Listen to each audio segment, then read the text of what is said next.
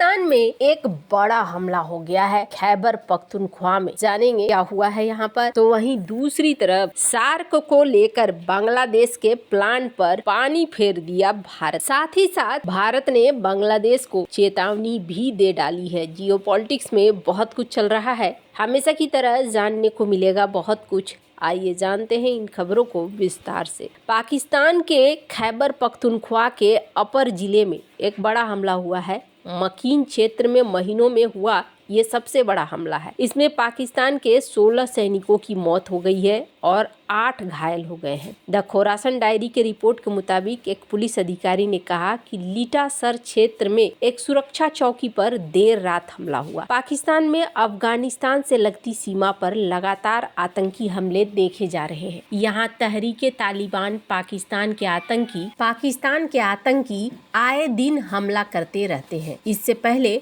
5 अक्टूबर को कई आतंकी हमलों में 16 पाकिस्तानी सैनिकों की मौत हो गई थी। खुर्रम जिले में हमले में 7 सैनिक मारे गए थे, वहीं 2 लोग घायल हुए थे।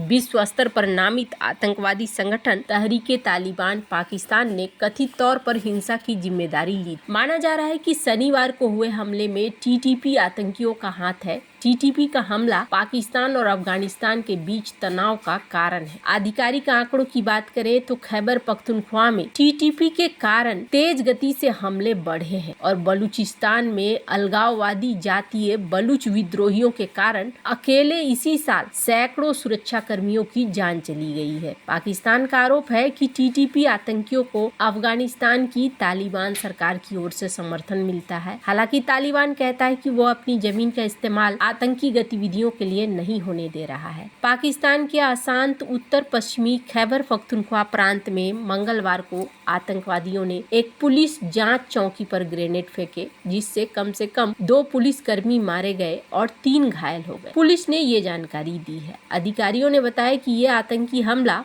पहाड़ी इलाके सांगला जिले के चकेसर इलाके में हुआ। आतंकवादियों ने सुरक्षा चौकी पर ग्रेनेड फेंका और गोलीबारी। पुलिस ने बताया कि चकेसर में पुलिस चौकियों पर आतंकवादियों द्वारा किए गए ग्रेनेड हमले में 2 पुलिसकर्मी मारे गए और 3 अन्य घायल हो गए। पुलिस ने बताया कि घायल पुलिस अधिकारियों को तुरंत बट्टाग्राम के एक अस्पताल में ले जाया गया। हालांकि किसी भी आतंकी संगठन ने इस हमले की कोई तत्काल जिम्मेदारी नहीं दी है। पर पाकिस्तान में ये चीजें अब धीरे धीरे आम होती जा रही है और इसकी वजह खुद पाकिस्तान की राजनीति भी है। आपको बता दूं, पाकिस्तान में एक समय तो ऐसा लगने लगा कि गृह युद्ध के बादल मंडरा रहे हैं। खैबर पख्तूनख्वा प्रांत के मुख्यमंत्री अली अमीन गंडापुर ने हाल ही में ऐलान कर दिया था कि इमरान खान को रिहा नहीं किया गया तो तहरीके इंसाफ पार्टी के कार्यकर्ता बंदूकें लेकर सड़कों पर उतरेंगे। उन्होंने इमरान खान से शांति की वकालत बंद करने का भी आग्रह किया। इमरान खान लंबे समय से जेल में बंद है और उनके खिलाफ जल्द ही सैन्य मुकदमे शुरू होने का अंदेशा भी है। तो ये सारी चीजें यहाँ दिखाती है कि चीजें यहाँ बहुत कॉम्प्लिकेटेड है, चाहे राजनीतिक तौर पर हो या फिर सैन्य तौर पर हो या आर्थिक तौर पर हो। है जहाँ एक तरफ ये सारा सीन चल रहा है, वहीं दूसरी तरफ बांग्लादेश की अंतरिम सरकार के मुख्य सलाहकार मोहम्मद यूनुस और पाकिस्तान के शहबाज शरीफ के बीच में दोस्ताना रिश्ता बार बार देखा जा रहा है और एक बार फिर से ये देखने को मिल रहा है कि D8 में इनकी मुलाकात हुई। मुलाकात के बाद एक बार फिर से दक्षिण एशियाई क्षेत्रीय सहयोग संगठन यानी सार्क को पुनर्जीवित करने की जरूरत पर जोर दिया। नेपाल के पीएम KP शर्मा ओली के बाद उनकी मांग सामने आई है। उन्होंने ढाका से वीडियो कॉन्फ्रेंस के माध्यम से सार्क फेडरेशन ऑफ ऑन्कोलॉजिस्ट को संबोधित करते हुए कहा कि दक्षिण एशिया के हित में एक सक्रिय सार्क मंच होना चाहिए। उन्होंने कहा कि सार्क मेरे लिए बहुत मायने रखता है। जैसे ही मैंने मुख्य सलाहकार का पद संभाला है,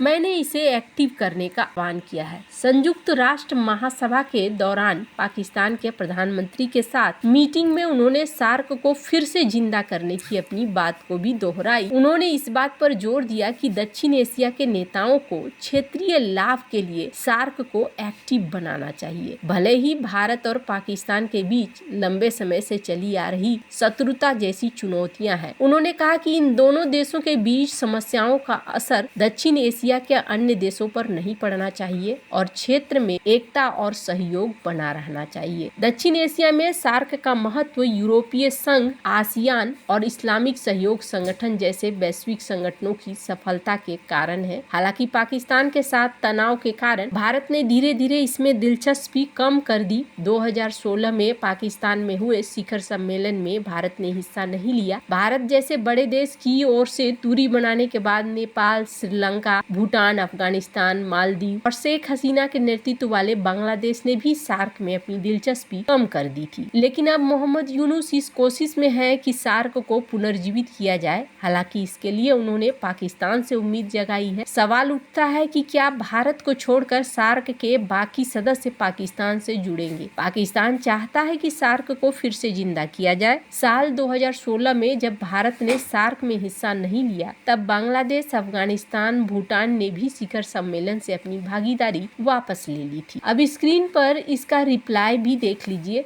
स्क्रीन पर आप देख सकते हैं इस वीडियो, जहां इन्होंने साफ कर दिया कि सार्क को लेकर भारत क्या सोच रहा है। अब यहाँ पर पाकिस्तान की भाषा भले बोल रहे हो यूनुस, लेकिन सिर्फ इसी चीज के लिए नहीं बल्कि गलत नक्शे के लिए भी लताड़ लगाई गई है भारत की तरफ से। और भारत की तरफ से कहा गया, एक वार्निंग दी गई कि आप जो ये कर रहे हैं, यहाँ पर गलत नक्शा दिखाने की कोशिश कर रहे हैं, असम को अपना हिस्सा दिखलाने की कोशिश कर रहे हैं, ऐसी हरकतों से बाज आइए। ये हरकतें करना ठीक नहीं है। वैसे आपको बता दूं, बांग्लादेश ये सारी चीजें कर रहा है जबकि 94% बांग्लादेश का बॉर्डर भारत से लगता है। सिर्फ सिक्योरिटी ही नहीं, व्यापार की भी बात करें तो व्यापार के लिए भी ये भारत पर काफी हद तक निर्भर है। अगर व्यापार की बात करें तो जो इनका सबसे बड़ा चीज है और वो है कि इनका टेक्सटाइल इंडस्ट्री, वो भी 35% तक कपास के लिए भारत के ऊपर ही निर्भर है। अगर ये आयात बंद हो जाता है तो देश का बचा खुचा कपड़ा उद्योग बुरी तरीके से बर्बाद हो सकता है। साल 2022 और 23 में भारत और बांग्लादेश के बीच कुल व्यापार $16 बिलियन का था, जिसमें बांग्लादेश ने सिर्फ $2 बिलियन